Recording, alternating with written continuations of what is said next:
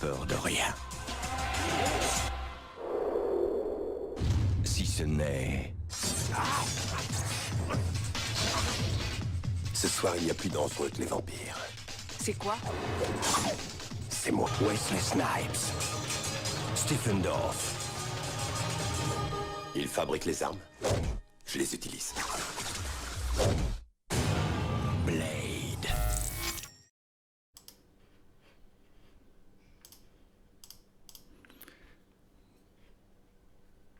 Bonjour et bienvenue sur Planet Wargame pour une nouvelle vidéo Ordo Collector, désormais en live, comme vous pouvez le voir ici, avec le chat en direct en provenance de Twitch. Voilà, alors tous les petits Twitchos, profitez-en pour dire bonjour au public youtubien, voilà. En gage de paix, en quelque sorte, si vous voulez, voilà. Même si on sera d'accord que ça consiste principalement à dire bonjour à votre alter ego sur Twitch, enfin sur YouTube en l'occurrence, votre autre pseudo, puisque souvent ce sont les mêmes spectateurs qui nous suivent dans les deux cas. Bon, quoi qu'il arrive, bienvenue à tous, d'où que vous proveniez. Deuxième épisode de ces Ordo Collector, nouveau format. Pour les enregistrements en live, pensez à venir vous abonner à la chaîne Twitch, vous trouverez le lien sous la vidéo YouTube, et puis comme ça vous ne louperez pas les alertes lors des prochains enregistrements. Aujourd'hui, on va s'intéresser au Codex Eldar Noir, une vraie merveille. Mais d'abord, un petit mot. J'aimerais commencer ces Ordo Collector en faisant quelque chose qu'on aurait dû faire depuis longtemps et qui me paraît particulièrement pertinent en live. Ce serait de remercier, puisque à tout seigneur, tout honneur, celui qui s'est démené pour m'envoyer toutes ces belles reliques qui datent de la V2, de la V3, V4, V5, même des trucs un peu plus exotiques, sortis de nulle part, d'autres jeux Games Workshop. Bon. 2 gros cartons pleins et entiers de ces magnifiques reliques du passé qui m'ont été envoyés par Luthor Archon. Bon, c'est pas son nom de baptême, hein, c'est un pseudonyme, mais enfin, et j'aimerais que tout le chat là dise merci Luthor, et franchement en commentaire YouTube vous pouvez aussi.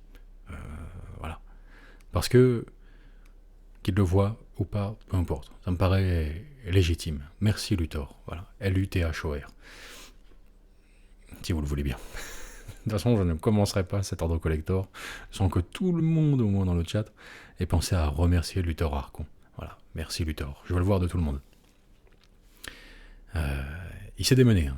Des échanges, des tractations interminables pour échanger les trucs qu'il avait en double, échanger contre des figurines, les choses qu'il n'avait pas du tout, et puis me confectionner comme ça 2 beaux gros cartons où j'ai eu qu'à payer les frais de port et toutes ces merveilles dedans, gratos.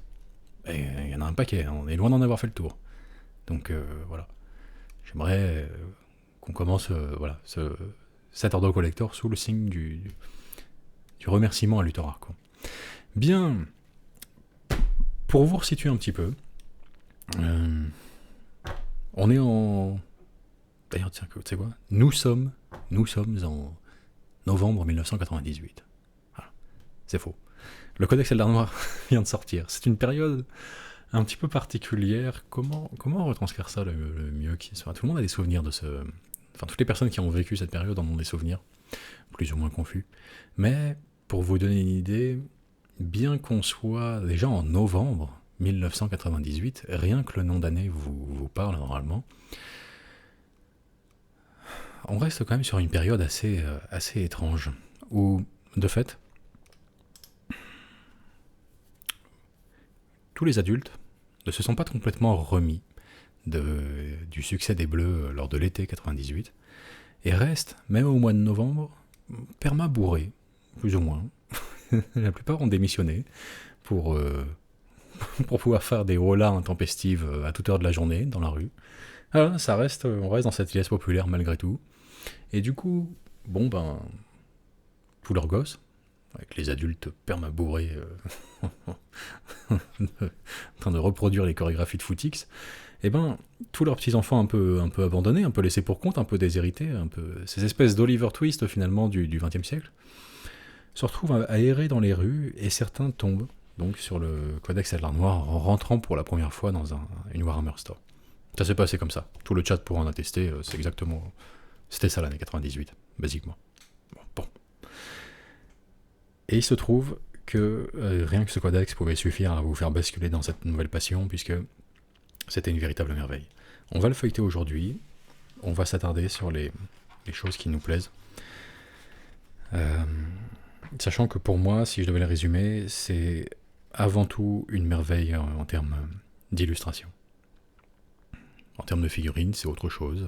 J'aime bien la gamme V3 Eldar Noir, sachant que c'est vraiment le premier codex Eldar Noir. C'est une faction entièrement qui sort dans la 3e édition. Il n'était pas présent auparavant, c'est le pendant des Elfes Noirs de Warhammer Battle à Warhammer 40 000, mais il n'était pas présent en 2e édition. Ils ont vraiment été ajoutés pour la 3e édition, et il figurait dans la boîte de base contre les Black Templars. Voilà. Donc c'était vraiment le lancement en grande pompe de cette faction, avec beaucoup d'unités en plastique, ce qui n'était pas le cas de toutes les armées à l'époque. Mais je pense que beaucoup ont commencé du coup par au moins en partie, une armée d'Eldar Noir, parce qu'elle était dans la boîte de base. Par Jervis Johnson et Gavin Thorpe.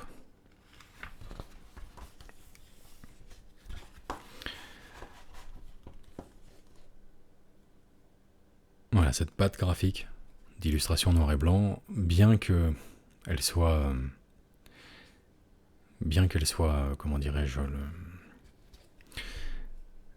composée d'œuvres d'artistes variés, elle est liée un petit peu par quelques éléments en commun, enfin à commencer par le noir et blanc finalement qui uniformise le tout, mais qui donne une sorte de cohésion à l'ensemble, et vraiment tout un univers graphique lié aux Eldar Noirs, très particulier. Ils sont nettement plus insectoïdes en ce temps-là. Pourquoi choisir une armée d'Eldar Noirs ? Une bonne section dans les anciens codex, il y a un pendant dans les codex actuels, mais il n'a pas tout à fait la même teneur. Entre deux bonnes mains, une armée d'Eldar Noir est un adversaire plus que redoutable, mais ne vous y trompez pas, il ne s'agit pas d'une armée si simple à utiliser. Les autres armées peuvent compter sur les armures ou le nombre pour compenser les erreurs de jugement, pas les Eldar Noirs. Les troupes d'une armée d'Eldar Noir sont assez fragiles, et il faut de la ruse pour les utiliser de façon optimale peut-être. Bon. Toutefois, une coquille, néanmoins. S'ils possèdent des ruses... Ah oui, merde. Bon, si vous possédez des ruses, comme quoi... ça, c'est pas nouveau. C'est une tradition presque de Games. Toutefois, donc, si vous possédez ruse, habileté et expérience, les Eldar Noirs peuvent venir à bout de n'importe quelle armée, ne laissant d'elle que de pauvres soldats terrifiés et, plus important que tout, vaincus.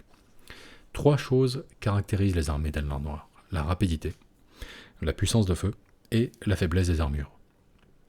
Très important ça. L'infanterie des Eldar Noirs se déplace beaucoup plus vite que n'importe quelle infanterie, à l'exception peut-être de leurs cousins Eldar des vaisseaux mondes.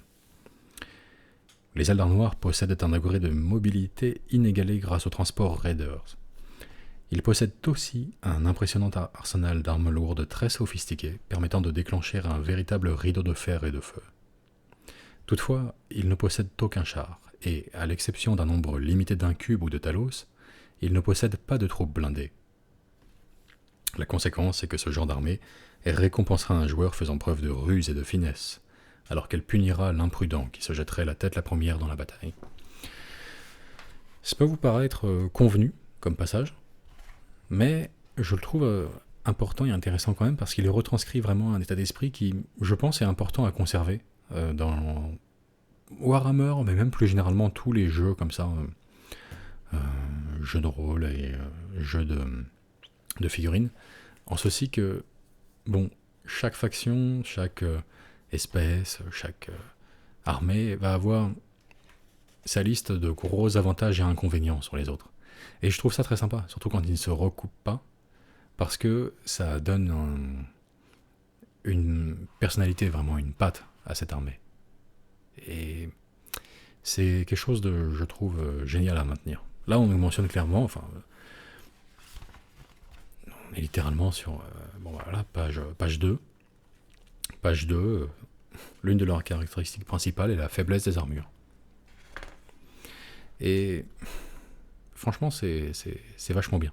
La tentation de remplir chaque rôle d'unité différents au sein de chaque armée est toujours présente pour les créateurs de jeux comme ça.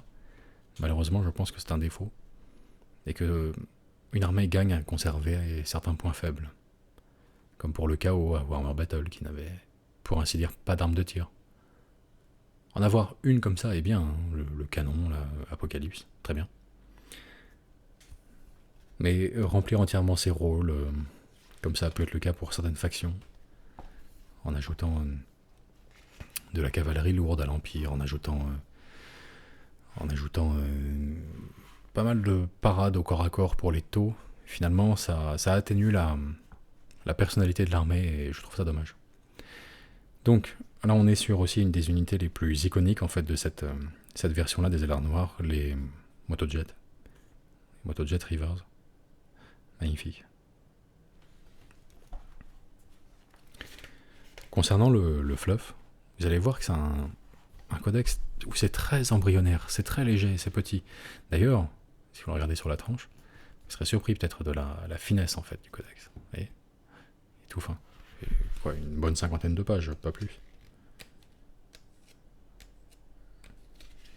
Ouais. Quelque chose comme ça, effectivement. Mais, même si, de fait, ça ne contient que très peu de fluff, finalement, pour l'essentiel, c'est le même qu'aujourd'hui, qui est, s'il n'est pas expliqué, disons au moins suggéré dedans. Et j'en veux pour preuve ce passage-là que je trouve particulièrement parlant. Les Eldar Noirs sont insensibles à la terreur et à la mort, se délectant de la souffrance et de la misère qu'ils infligent. Pourtant, quelque chose terrifie leur race et les oblige à commettre les massacres et les tortures encore plus infâmes. L'ennemi suprême, l'assoiffé. Personne ne connaît la nature de la relation des Eldar Noirs avec l'ennemi suprême. Slaanesh, pour ceux qui... Bien que les Eldar Noirs se complaisent dans leur propre dépravation et leur malfaisance, le désespoir est en eux. L'horreur qui les ronge les pousse à s'entretuer et à se mutiler les uns les autres, à se jeter sans merci sur leur proie, comme si leur survie même dépendait de l'ignominie et de la monstruosité de leurs actes. Ce qui sera plus tard développé vraiment avec la relation que les Eldar Noirs ont à Slaanesh et l'obligation qu'ils ont de, en quelque sorte, d'infliger tous les pires tourments imaginables à d'autres races intelligentes de la galaxie pour préserver leur âme d'une forme de flétrissure inéluctable. S'ils veulent prolonger leur immortalité, en somme, ils sont obligés de s'adonner à ce genre d'actes cruels. Règle spéciale de l'armée, généralisée, la course. Voilà, c'était pas donné à toutes les armées. En fait, c'était une règle spéciale. Et c'était la possibilité d'ajouter un D6 à la... durant la phase de tir, un D6 de mouvement. Tout simplement, comme une avance dans les éditions plus récentes. Pirate, également. Le type d'armée Eldar Noir représenté par ce type de liste est destiné au raid et est donc capable d'effectuer une attaque rapide, de capturer des prisonniers, puis de se sauver très rapidement. Il ne s'agit pas d'une force capable de s'emparer d'un territoire et de le tenir. Pour représenter cela, dans tous les scénarios où il y a des attaquants et des défenseurs, les Eldar Noirs attaquent systématiquement. Faire des prisonniers. Les Eldar Noirs font des prisonniers à presque chacun de leurs raids. Il vaut mieux ne pas savoir ce qui leur arrive. Si les Eldar Noirs gagnent un corps à corps et forcent l'adversaire à battre en retraite, lancez un D6 pour chaque perte ennemie subie dans ce corps à corps. Sur 4+, la figurine est capturée. De plus, si les Eldar Noirs poursuivent, rattrapent et donc détruisent l'unité, les figurines sont capturées plutôt que tuées. Placez toutes les figurines capturées de côté. À la fin du scénario, chaque figurine capturée donne 1 point de victoire aux Eldar Noirs. Dans les scénarios où les points de victoire ne sont pas comptés, les prisonniers ne servent à rien, mais il est toujours bon pour un joueur Eldar Noir de savoir combien de pauvres victimes il aura à torturer. Toujours ce mélange caractéristique des éditions plus anciennes avec un mélange de textes d'ambiance, d'annotation des auteurs, et de textes de règles à proprement parler. Le tout se mélange au sein des mêmes paragraphes, finalement. Voilà, je vous laisse découvrir les illustrations.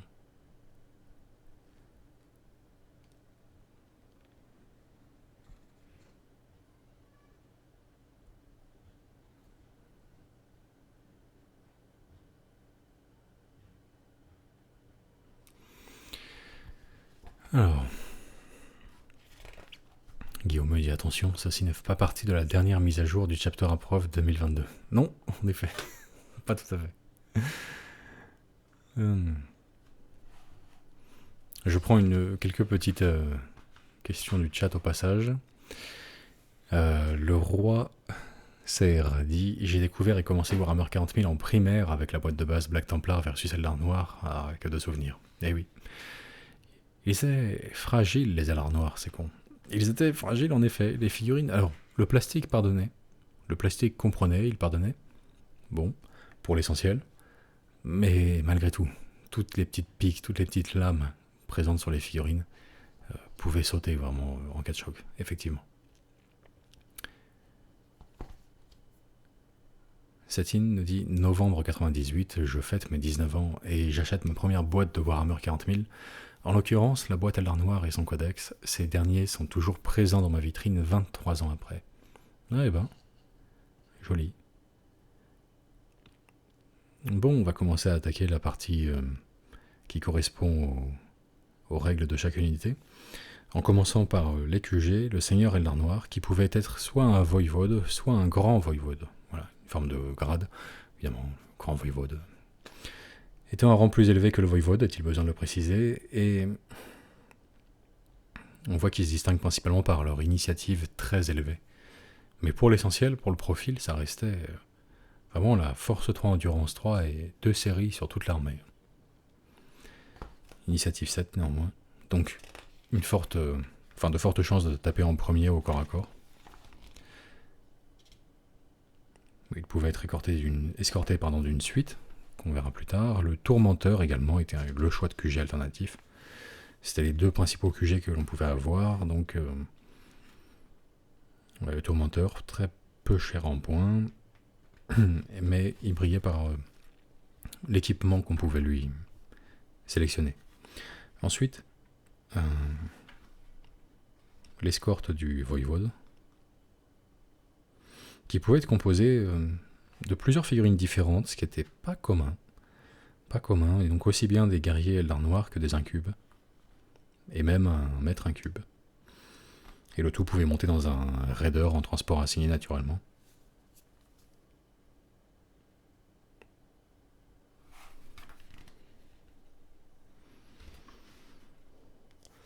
Avec quand même jusqu'à 2 armes spéciales ou 2 armes lourdes chez les guerriers Eldar Noirs. Donc on pouvait faire des compositions de suite assez exotiques. Plus des suites de tir ou des choses comme ça. Les Gorgones, ce qui correspond au Rax actuel, et j'ignore si ça a été retraduit en Gorgone dans le codex actuel, pas sûr. Stupide. Les Gorgones ne sont pas très intelligentes. À moins d'être accompagnées par un personnage indépendant, elles doivent effectuer un test de commandement pour pouvoir se déplacer dans la phase de mouvement. Elles peuvent par contre toujours effectuer un mouvement d'assaut. Petite description fluff. Tous les Eldar Noirs aiment la souffrance, surtout lorsqu'ils l'infligent. Certains sont si obsédés par ce besoin de douleur qu'ils torturent leur propre corps.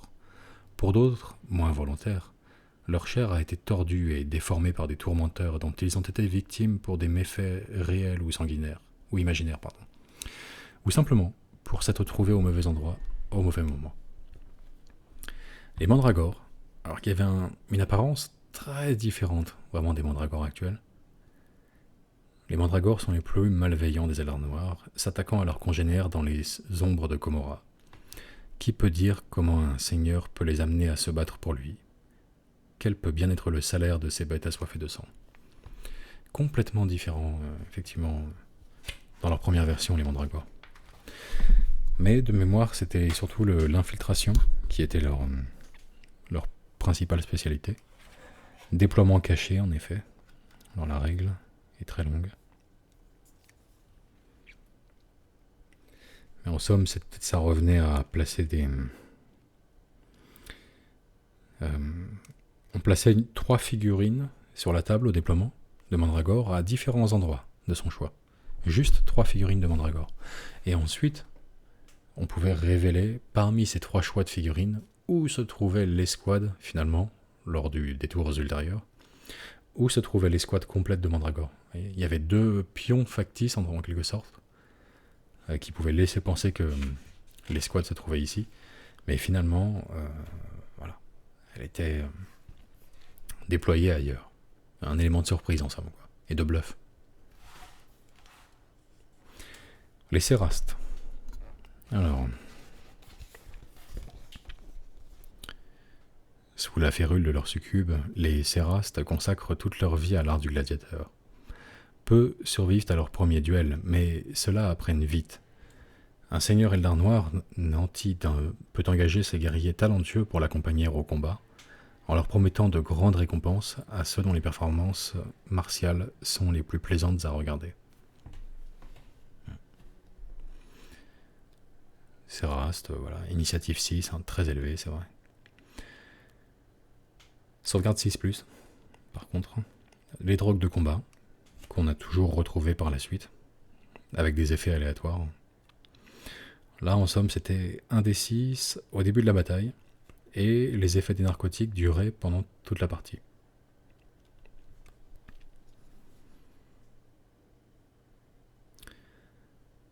Donc il pouvait en vrac soit se déplacer de 12 pas en assaut, ok, plus 1 en capacité de combat, plus 1 en force, frappe toujours en premier, sur un 4, et puis relance les attaques ratées au corps à corps, ou plus une attaque. Vous retrouvez déjà le filet barbelé et empaleur, les lames hydres, les pièges rasoirs et cimeterres.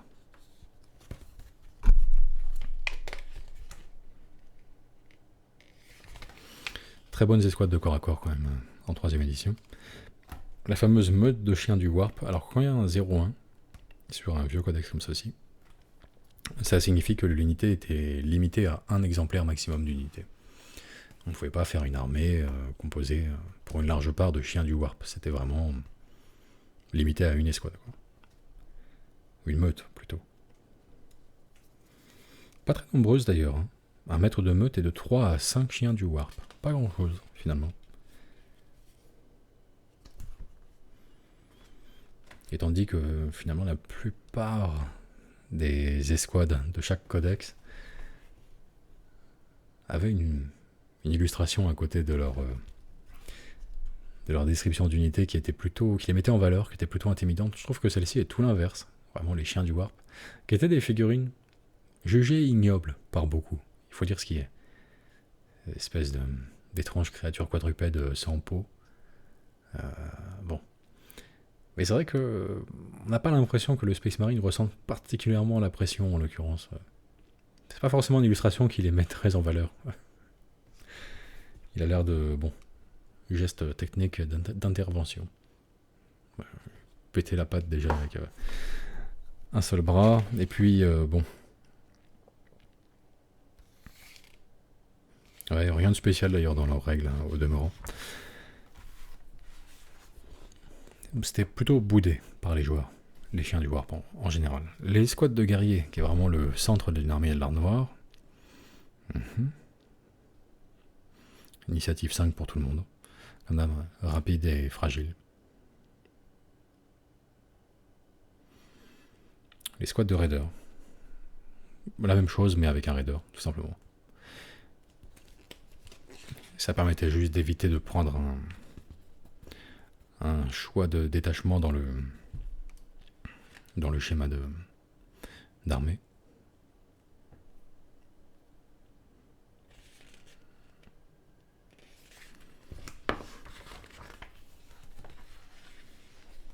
Attaque rapide.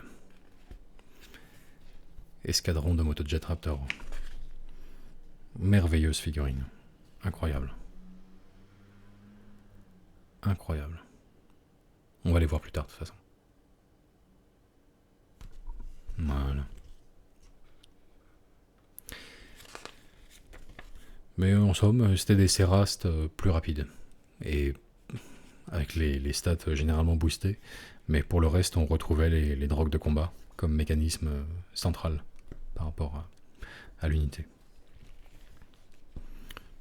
Les lions étaient déjà là également, sur leur surf antigrave. Pareil, hein, ça reste comme les cérastes, drogue de combat. Les fléaux, qui eux portent davantage des armes lourdes, bien que dotés d'ailes qui leur permettaient de voler. Voilà. Portés par leurs sombres ailes, les fléaux fondent sur leurs ennemis pour cracher de leurs armes lourdes une pluie d'éclats et d'énergie noire. Ils attaquent où ils le veulent, là où on les attend le moins, avançant ou reculant promptement grâce à leurs ailes, selon la résistance de l'ennemi. On peut voir que beaucoup d'unités avaient une sorte de fluff un petit peu embryonnaire, encore une histoire derrière, où c'était qu'un début. De toute façon, les illustrations sont aussi intéressantes, aussi homogènes artistiquement, et restent toujours aussi fascinantes que leur fluff aux Eldar noirs était particulièrement simple, pour dire ce qui est. Dans leur première version, du moins, c'était vraiment, bon, ce sont des elfes noirs. C'est des méchants, mais agiles, rapides et fragiles. Et vicieux. Voilà. Et non pas brutaux, résistants, etc., comme le carreau ou les orques. Voilà. Équipement Eldar noir. Là, on arrive sur 2 pages très denses, chargées vraiment en règles, et néanmoins, quand on les décortique un petit peu, elles deviennent très intéressantes. Le creuset de malédiction. Je vais juste passer par celles qui ont le plus marqué les esprits, sans doute. Le creuset de malédiction, déjà, personne ne sait comment les Eldar noirs créent leur creuset de malédiction, mais chacun semble contenir les esprits de Psykers capturés et torturés par eux. Une fois libérés, ces esprits traversent le champ de bataille en produisant une cacophonie psychique capable de rendre fou un Psyker ennemi. Un personnage doté d'un creuset peut utiliser ce dernier lors de sa phase de tir, au lieu de bouger et tirer. Le Psyker ennemi le plus proche doit alors faire un test de commandement. Déduisez -1 du commandement du Psyker s'il est à moins de 12 pas de la figurine qui porte le creuset, et ajoutez +1 à son commandement s'il est à plus de 24 pas. Ok. Donc -1 s'il est à moins de 12 pas, et +1 s'il est à plus de 24 pas. Si le test est raté, le Psyker est retiré du jeu. Aucune sauvegarde n'est permise. Le Psyker est tué même s'il a plusieurs points de vie. Si le Psyker le plus proche réussit son test de commandement, le prochain le plus proche doit tester, et ainsi de suite, jusqu'à ce que tous les Psykers aient fait le test, ou que l'un d'eux ait échoué. Un creuset ne peut être utilisé qu'une seule fois par bataille, encore heureux, et une armée ne peut en posséder qu'un seul. Eh oui. Ah, c'est pas rien, c'est pas rien. Mais effectivement, sur un test de commandement raté, donc c'était 2d6, et il fallait pas que ce soit plus important que le commandement du Psyker, il était retiré de la partie, quoi, tout simplement. Quel que soit son statut, ça pouvait être très puissant. Bon, les fameuses lances des ténèbres également, les règles simples, mais voilà. Tous les blindages supérieurs à 12 comptaient comme étant 12.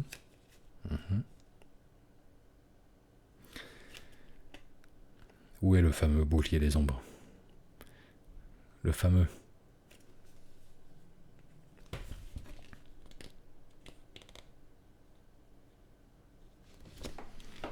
Bouclier d'ombre, il est là. Une aura de sombre énergie émane de la figurine. Un champ de ténèbres qui absorbe l'énergie de toute touche infligée à son porteur, le rendant presque invulnérable. Ce champ peut toutefois être saturé et se couper. Un bouclier d'ombre donne une sauvegarde invulnérable de 2+, mais est détruit si celle-ci vient à être ratée. Les boucliers d'ombre sont rares, et une armée ne peut en comporter qu'un seul. Malgré une sauvegarde de 2+, la figurine bénéficie toujours de la règle spéciale course. Et oui. Ce bouclier d'ombre, cet équipement à lui tout seul, vraiment a été la cause soit de réussite glorieuse, soit de frustration vraiment puissante. Ouais, aussi bien pour le joueur Eldar Noir que pour son adversaire.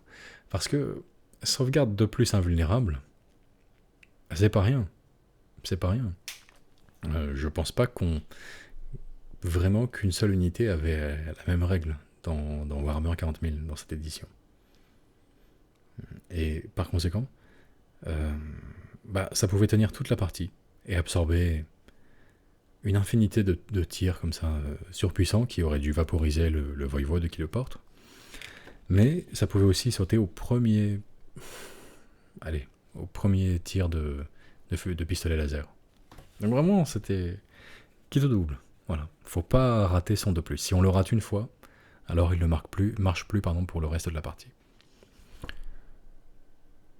C'était assez excellent. Je pense que tous ceux qui ont joué dans cette version se souviennent du bouclier d'ombre. Ah, et ça, c'est particulièrement ignoble aussi. Le Naja. Le Naja. Une arme de tourmenteur. Cette arme de tourmenteur projette un dard enduit d'un poison très violent qui cause l'explosion de sa victime. Son profil est le suivant. Portée 12 pas de force, PA 6 et assaut 1. L'arme n'a pas de valeur de force, mais blesse toujours sur un 2+, sur un D6. Si la cible est tuée, placez un gabarit d'explosion centré sur la victime et lancez pour toucher les autres figurines en suivant les règles pour les armes à explosion. Les attaques ont une force égale à l'endurance de la victime et une PA égale à sa sauvegarde. Par exemple, les figurines touchées par l'explosion d'un Space Marine subiraient une touche de force 4 et PA 3. Les Najas ont une force de 1 contre les véhicules. Ignoble. Ignoble dans sa description et en termes de règles, sale. Ça peut être surprenant. Vraiment. C'est plus la description qui l'emporte pour moi, vraiment. L'aiguille empoisonnée et la pauvre victime qui explose. Et en plus de ça, ça devient presque... En fait, c'est grotesque, quoi. C'est absurde. C'est ça qui caractérise cette arme. C'est assez ignoble. En plus de ça, l'explosion fait des victimes autour. Affreux. Terrorfex. C'est un lance-grenade fixé au poignet. Des grenades qui provoquent des visions cauchemardesques, induites psychiquement pour terrifier l'ennemi. Le Terrorfex possède le profil suivant, donc en gros, pas de force, pas de PA. Portée 12 pas seulement, et explosion. Lancé pour toucher normalement, mais pas pour blesser ou pour sauvegarder. Si au moins une figurine est touchée, l'unité à laquelle elle appartient doit réussir un test de commandement ou être bloquée. Elle subit un malus de -1 si elle est réduite à moins de la moitié de ses effectifs de départ, et de -1 par figurine touchée s'il y en a plus qu'une seule.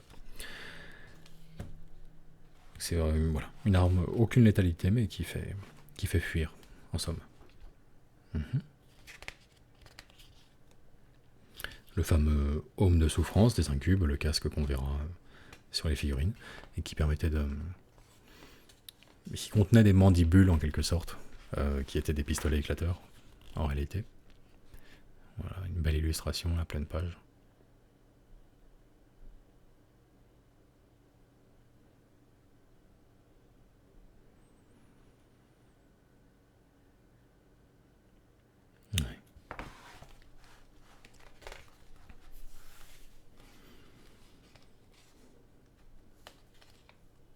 Ouais, Michu 40 000 dit génial le creuset.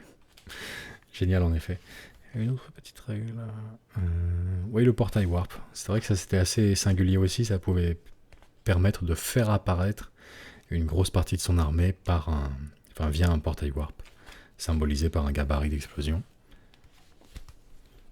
et qui permettait de déployer son armée depuis ce gabarit d'explosion. On commence à voir les premiers aperçus de figurines. C'est léger sur cette page, une toute petite photo de loin. Et on va en voir plus très rapidement. Voilà, avec un aperçu des guerriers de base. Figurine intégralement en plastique. C'est modulable. Et ouais, plusieurs choix d'armement quand même dans les squads. On aperçoit le voivode aussi derrière avec le masque de souffrance, je crois, comme équipement. Enfin, un visage, en gros, le visage d'un autre étalé sur le sien. Les incubes, magnifique. Simple comme figurine, mais sublime, je trouve, dans cette version-là. un tourmenteur. On change de registre pour les alarmes noires. Vraiment avec plus les tortionnaires là, qui ont un look complètement différent. Le fameux Raider, qui a bien changé dans son design dans sa nouvelle édition, mais qui avait un charme tout de même dans cette première version. Le nouveau est plus complexe, plus crédible aussi, il a quelque chose de plus fin encore, plus élégant, etc., plus élaboré. Celui-ci était très simple, mais pas sans charme, vraiment, pas sans charme. Il avait des lignes de design puissantes. Une escouade de guerriers de base. Voilà.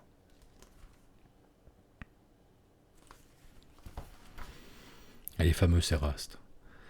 Alors là, sur les autres unités, vous voyez, je suis prudent, un peu circonspect. J'ai tendance à trouver que les nouvelles sont mieux pour le reste, mais pour les Sérastes, pas du tout. Pas du tout. Là, on est vraiment... Regardez-moi cette merveille. Alors, très peu de figurines, tout en métal. Le schéma de couleur est sympa, il joue beaucoup ici. Le rouge et violet est vraiment un mystère. Dans certains cas, ça fonctionne à mort, et dans d'autres, c'est vraiment... c'est horrible. Ça dépend. Ça dépend du rouge, ça dépend du violet. Là, je trouve que ça marche à merveille. Et de fait, ce que je trouvais intéressant, c'est que tous les Sérastes et les succubes, qui avaient juste un rôle, en somme, de sergent d'escouade, à ce moment-là, les succubes, eh ben, ils ressemblaient vraiment à des gladiateurs, à proprement parler. Et ça, c'était fabuleux, en fait. On le retrouve pas avec la version actuelle, où ils sont entièrement habillés, ils sont vêtus, alors certes de combinaisons minimalistes, mais tout de même, on dirait plus des guerriers Eldar noirs de base, équipés pour le corps à corps, alors que là, les Sérastes avaient une apparence entièrement différente. Les Raptors. Vous avez des Raptors. Ouais.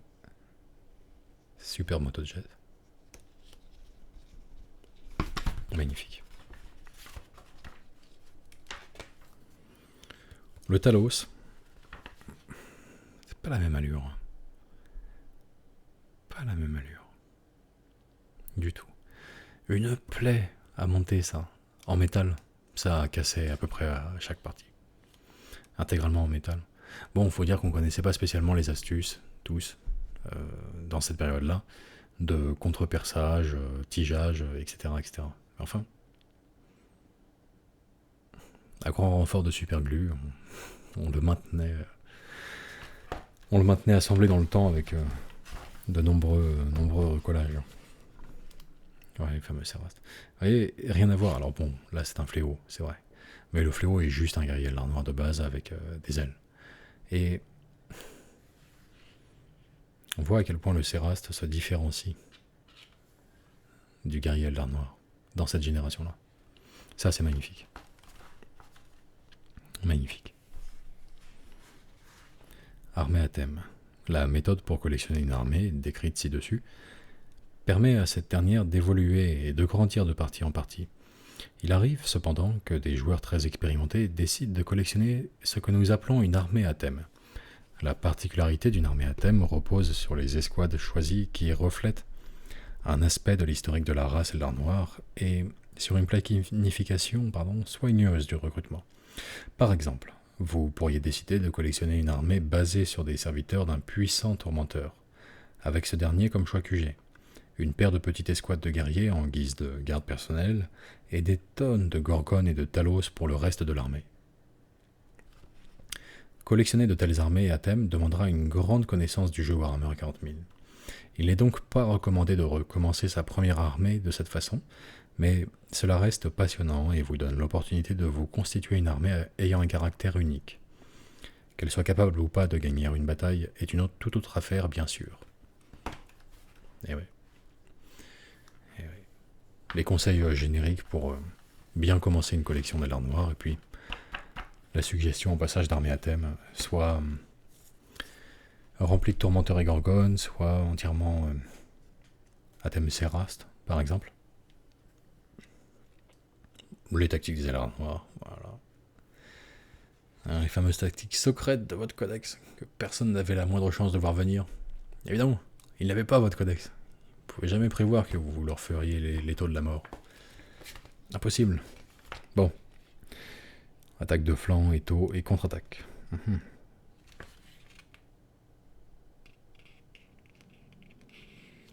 On a aperçu néanmoins de ce à quoi ça ressemblait.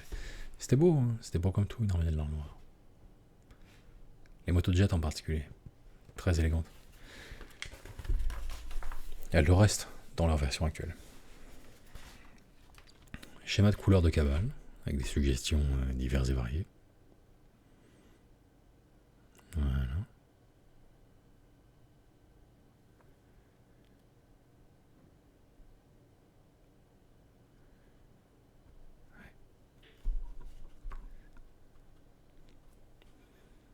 Très simple à peindre, comme figurine, quand même. Ça a pu paraître compliqué à certains qui se sont lancés jeunes, peut-être, précisément dans cette période-là, où beaucoup de joueurs français découvraient Warhammer 40 000, puisque c'est vraiment la V3 l'essor de Warhammer 40 000 en France. Et c'est des figurines qui ont pu paraître compliquées, parce que... Ben voilà, on n'avait pas l'expérience, on n'avait pas non plus les mêmes produits, au passage. Mais surtout pas l'expérience, il faut dire ce qui est. Et quand on les regarde maintenant, on se dit, c'est vrai que ça, il y a possibilité de se faire une armée en un week-end, quoi. Et pas mal en plus. Pas mal. Simple, mais avec un schéma de couleur puissant. Schéma de couleur de culte Séraste, également.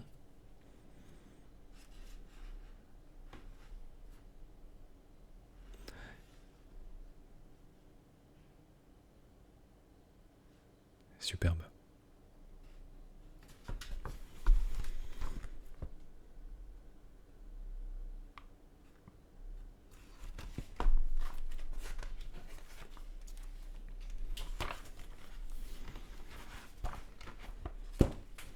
Peinture des ailes noires, bon voilà. C'est vrai que c'était beaucoup plus rudimentaire. Efficace en même temps. Toujours. Superbe. Le légendaire Goblin Green. Voilà, en photo. C'est un petit peu... Voilà. Le fameux. Le fameux. Photo. C'est le niveau photo du Yeti, ça. Comme rareté.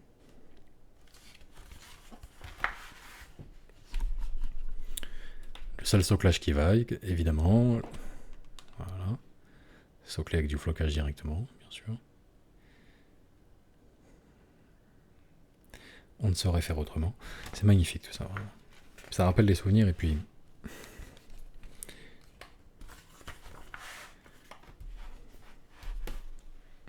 Comme de vraie beauté dans ces illustrations. Même la gamme de figurines, très honnêtement, je trouve que... Avec le temps, elles se tiennent bien encore.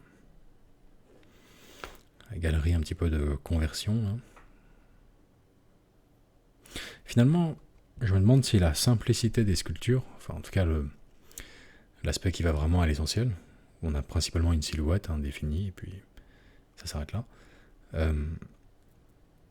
permettait pas plus facilement de faire des choses comme on le voit là, ou sur ce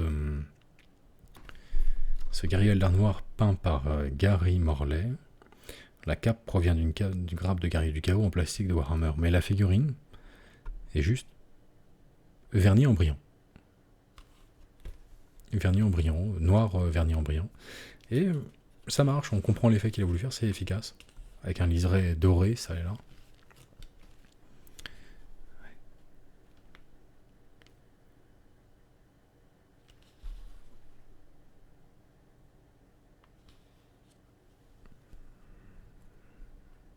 Le Talos.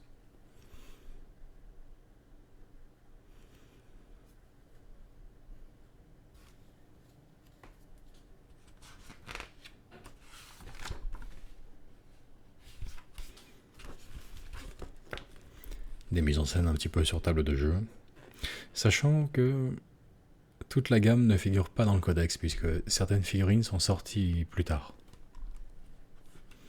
Et donc certains personnages spéciaux sont absents, certaines unités également.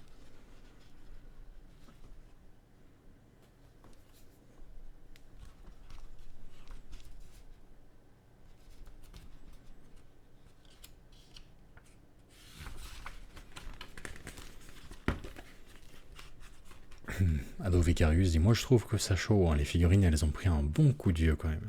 Ah bah ça, elles sont datées, on est d'accord. Mais, question de goût après, moi je continue à les trouver superbes. Avec un avantage global à la gamme Eldar Noir actuelle, hein, à n'en pas douter. Mais exception faite de certains trucs, comme les Sérastes notamment, qui au moins font plus gladiateurs, quoi, dans cette période-là. Et se singularisent davantage par rapport aux guerriers.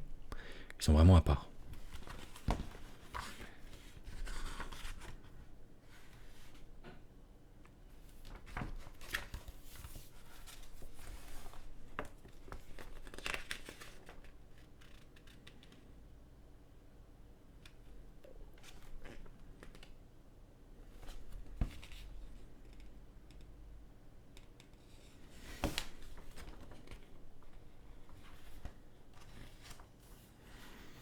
Asdrubal Vect.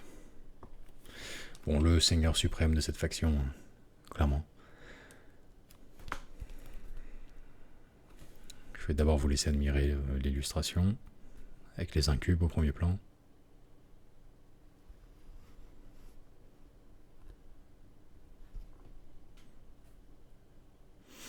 Donc il était entièrement monté sur un raider personnel. Voilà. Avec un trône posé sur le véhicule antigrave, des esclaves à ses pieds, une garde personnelle, tout autour. Superbe aussi comme figurine. Donc je crois que dans les mois... Oui c'est ça, il avait un blindage 14 de tous les côtés, qui était le plus haut blindage du jeu. Pour un véhicule finalement très léger, très... normalement c'est blindage 11 je crois le raider de base, et encore que sur l'avant. Un des véhicules les plus fragiles du jeu, mais le sien avait un champ de protection, un champ énergétique. Le trône est protégé par un champ énergétique qui lui confère une valeur de blindage de 14 dans toutes les directions contre les tirs. Les attaques au corps à corps sont effectuées en utilisant le blindage normal du trône. 11 à l'avant et sur les flancs et 10 à l'arrière. Voilà.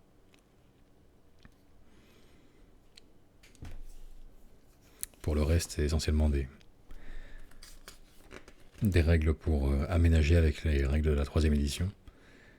Et gérer les cas d'assaut du trône ou sur le trône d'Asdrubal Vect.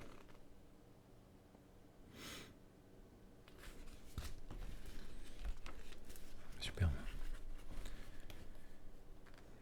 Cruelag, grand voivode des émasculateurs. Bon. Elle n'a pas eu un grand avenir, Cruelag. On l'a pas revu beaucoup par la suite, et de moins en moins au demeurant. Non, vraiment, je sais pas. Peut-être que son titre, vraiment d'émasculatrice suprême, là, c'est pas ce qui est resté le plus porteur du reste à travers les éditions. Mais bon, elle a eu sa première figurine. Elle a eu sa figurine quand même en 3ème. Dévoreur d'âme, grenade de damnation. Ouais. Portée 6 pas, force 4, PA3, assaut 1, explosion, bon, tout simplement.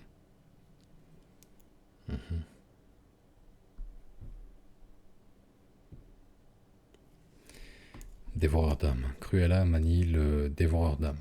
Une arme unique, dont les pointes acérées jaillissent de chaque main pour empaler ses victimes et en extraire les fluides vitaux. Il compte comme une paire de lames empoisonnées. Cruella reçoit donc un bonus de plus une attaque et blesse toujours sur 2+. Le bonus d'attaque est déjà inclus dans son profil. Si Cruella est en contact socle à socle avec une créature vivante qu'elle tue au corps à corps, elle peut lui aspirer ses fluides vitaux, gagnant ainsi plus une attaque pour le prochain tour du joueur seulement. Vous voyez, cette règle... Je veux dire, autant émasculatrice en chef, pas ouf. La figurine qui inaugurait en quelque sorte, en inventant le concept de string biface, j'ai envie de dire, pareil dans les deux sens. Bon, très bien, mais ça c'était voilà. Pour le reste, regardez au niveau des règles comme c'est ça fait appel au bon sens, quoi. Je veux dire, le bon sens, c'est pas ce qui étouffe le concept du personnage globalement, mais la règle en revanche faisait appel au bon sens des joueurs. Si elle est en contact socle à socle avec une créature vivante, alors qu'est-ce qu'une créature vivante? Bah démerdez-vous les gars. C'est laissé à votre interprétation, quoi. En somme. Parce que j'étais en train de lire la règle, et vous voyez, hein, des formations peut-être aussi typiques, plus actuelles. Je me disais, attendez, elle blesse toujours sur 2+, mais je ne vous trouve pas l'exception encore de... comment dirais-je, ça ne blesse pas les véhicules sur 2+. Je cherchais. Voilà, ça ne blesse pas les véhicules sur 2+. En fait, non, c'est... Si elle se trouve en contact socle à socle avec une créature vivante. Voilà. Un écron? Oui, non, oui. Ah, à vous de voir. Un skitari? Bah, moite-moite. Hein. C'est-à-dire, quand tu fais un trou dedans, tu sais pas, un coup sur deux, tu trouves du sang, un coup sur deux, tu trouves de l'huile. C'est... Entre les deux. Allez, mi-figue, mi-raisin. 4+. Sur 4+, sur 4+, elle aspire du sang, sur 4+, c'est du diesel, quoi. Bon. Magnifique, en tout cas. Ce côté-là est très, très sympa, alors, effectivement. Créature vivante. Démerdez-vous. L'élite Esperax. Alors là, en revanche, bon. Et encore une fois, c'est pas de la pure nostalgie consommée. L'ensemble de la gamme Eldar Noir tend à être mieux aujourd'hui. Mais l'élite Esperax, non. Juste, elle était tellement plus puissante. Et ses illustrations, et sa figurine, dans cette édition-là, sa première version en fait, que dans les éditions suivantes. Je trouve ça dingue. Bon, question de point de vue après, hein, c'est très subjectif. Hein. Mais je trouve que pour la reine des arènes de Komorra, vraiment l'invaincue parmi les gladiatrices de Komorra, qui sont pourtant, enfin, parmi les combattants les plus agiles de la galaxie. Cette figure froide un peu de la mort, mais avec tout le côté évidemment pulp, le côté sexy, etc. Ça peut pas être représenté mieux que par ce concept qui est assez simple au demeurant. Bon, c'est un masque BDSM, et puis ni plus ni moins. Hein. Enfin, c'est simple et efficace, ça fonctionne bien. On a maintenant une Lélite Esperax à cheveux orange, volant au vent, à visage découvert, avec tout un truc, toute une personnalité. Enfin, bon, une tête un peu plus sauce mangasse. Et voilà, moins fan en ce qui me concerne. La figurine est pas mal, mais il n'y a pas cette froideur en fait, le côté impitoyable et intimidant qui s'en dégage. Je suis prêt à servir une fois encore. Avec moi, mes frères.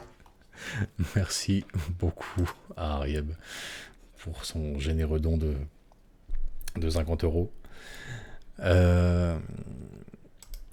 Merci beaucoup, ça fait plaisir, vraiment.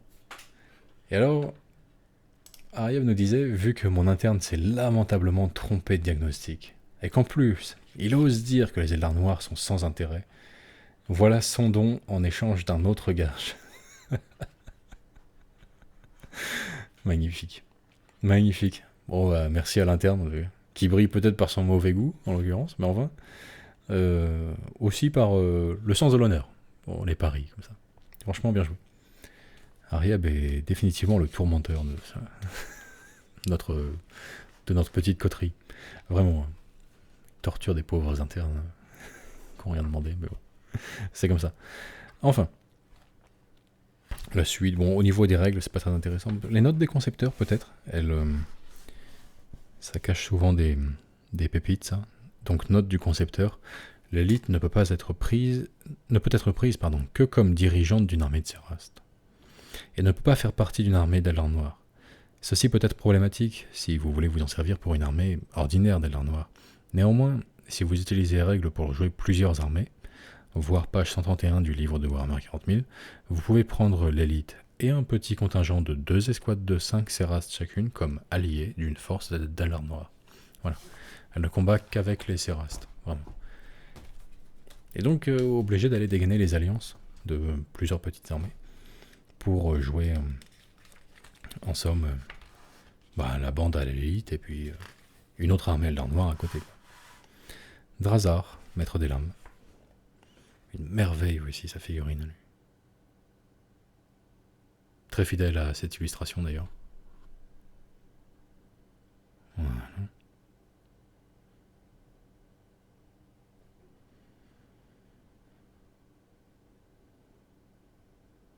Urien Rakart, qui lui a survécu au passage du temps.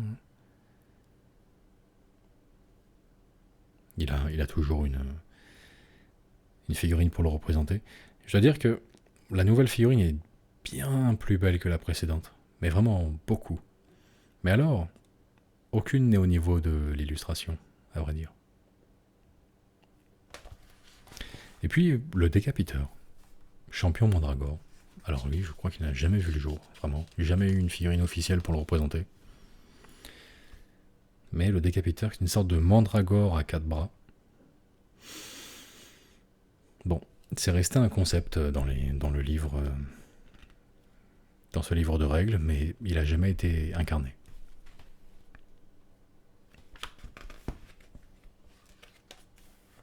Il est immortel, normal.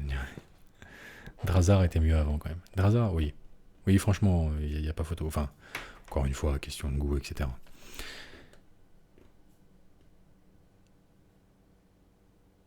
Alors... Tout à fait, oui. Il ressemblait vraiment à une montre religieuse, Xuarum, ce Drazar. Il était superbe. Un scénario adapté, rafle, pour présenter une capture d'esclaves pour les Eldar Noirs. Classique.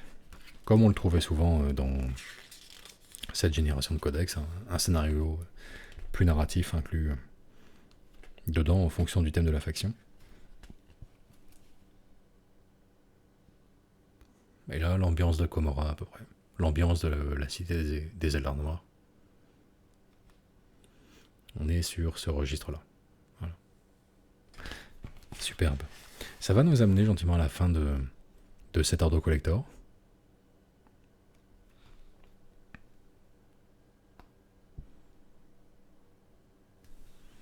Magnifique, n'est-ce pas?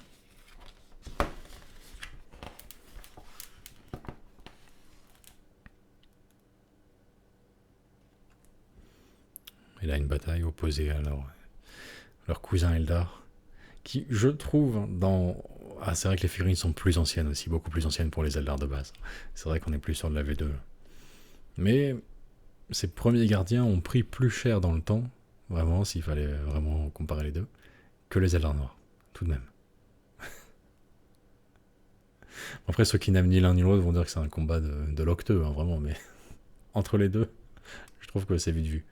La côte de maille pour les Eldar, c'est un peu rédhibitoire. Et face au sort de bataille. Ah, magnifique, avec les fameux chiens warp. Ignobles. Absolument affreux. Superbe table néanmoins. Les tranchées gravées en relief. Une vraie bonne grosse table de wargaming, quoi. Superbe. Regardez ça, c'est intéressant. De jouer sur plusieurs niveaux comme ça. Sublime. Et ben voilà, on en a terminé pour cet Ordo Collector consacré aux Eldar Noirs. Court codex, hein, comme vous pouvez le voir, une cinquantaine de pages. Pas plus. Un codex à 80 francs, en l'occurrence. Voilà. Ou 500 francs belges, aussi. Pour notre public belge. Bon. Je vous laisse là-dessus sur la couverture de David Gallagher, en vous rappelant que pour ne pas louper les prochains enregistrements d'Ordo Collector, abonnez-vous à notre chaîne Twitch. Ça vous permettra de recevoir les alertes et donc d'être présent pour les enregistrements si vous avez des choses à apporter, des choses à dire. Sinon, on est en live également tous les matins en ce moment de 9h à 11h, du lundi au vendredi. Je vous remercie, bonne peinture, bon jeu, et à bientôt.